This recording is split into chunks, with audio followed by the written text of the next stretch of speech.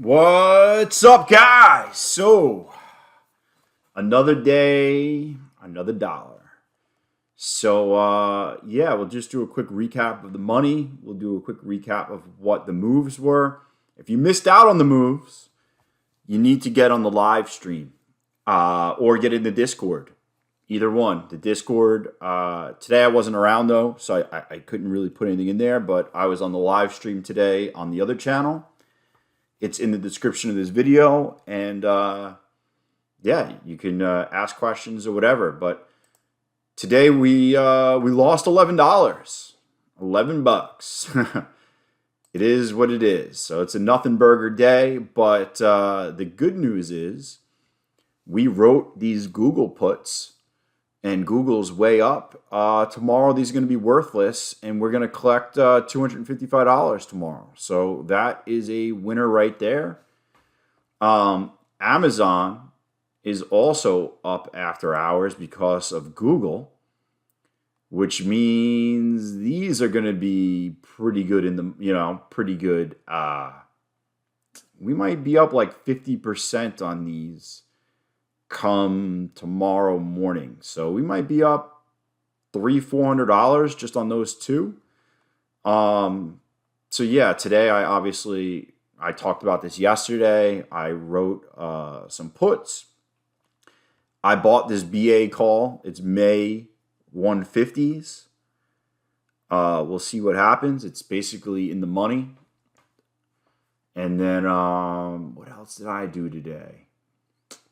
I wrote covered calls that expire this week. So TGTX was ripping today. I owned 500 shares of it. And then what I did was I sold calls at I think 40 or 45 cents today, which means I basically capped my gains at $26 and 40 cents, 45 cents. Anything, if the stock goes over, not 24, $26. So if the stock goes over $26 and call it 40 cents, I can no longer make money. If it's under, I would have collected some premium as well by writing the $26 calls. Why I did that? I just felt like there was a lot of juice. Basically, the stock can still go up another 29 cents, and I still make money on the stock, and then these would still be worthless if the stock closed at $26. So net, there's just a lot of juice there. And if we're up and the stock gets called away from me, it gets called away from me. But this isn't about maximizing my gains. It's about securing gains daily and weekly. I'm about constantly getting money and compounding. The more money I got, the more money I can make. I'm not trying to make 8,000% on one trade. I'm just trying to consistently hit base hits. So I'll collect this 255, probably collect another $100 there. And then depending on what goes on here, if we stay under $26, I'll collect this money. And that's all it is. I'm constantly collecting premium, and that's all I care about. That's pretty much all that happened today. I was out most of the day. And then let's go to the charts. The charts! I talked about this before, but, we're getting to almost all-time highs. I do have some exposure, but this isn't the place where I start adding a ton of stock. I'm not sitting here at all-time highs saying, I want to add. I want to buy on pullbacks. It doesn't have to even be a big pullback. Say we pull back to 488.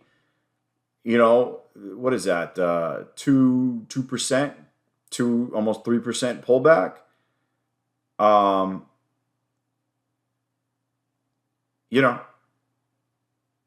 I'll gladly take a pullback. But it's kind of like this, for example.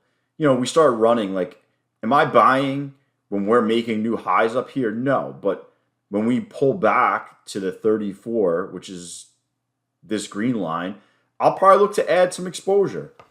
Where I look to really add is when we dump like this. Like when we start dumping, you know, 8%, 10%, then I'm starting to add. Then I'm adding, and then if we do something like a V-shaped recovery, it doesn't take me long to start leaking out the shares and everything else. So I'm looking for those types of pullbacks, the 5% pullbacks or more, where I start really adding positions. Other than that, while we're up here, I'm probably looking to just sell puts for the most part and maybe some longer dated options. Other than that, I'm probably going to just let what I got just ride. I would like to see some type of pullback, but I don't know. I play what the chart gives me, and I'll just keep writing premium, and eventually I'll get the stock put to me. And when I do, the market will probably pull back, and I can really start adding a lot. But I do have a lot of cash on the side for these pullbacks, and that's where I'm at. I'm going to dig into the Google earnings. I'm going to dig into the AMD earnings.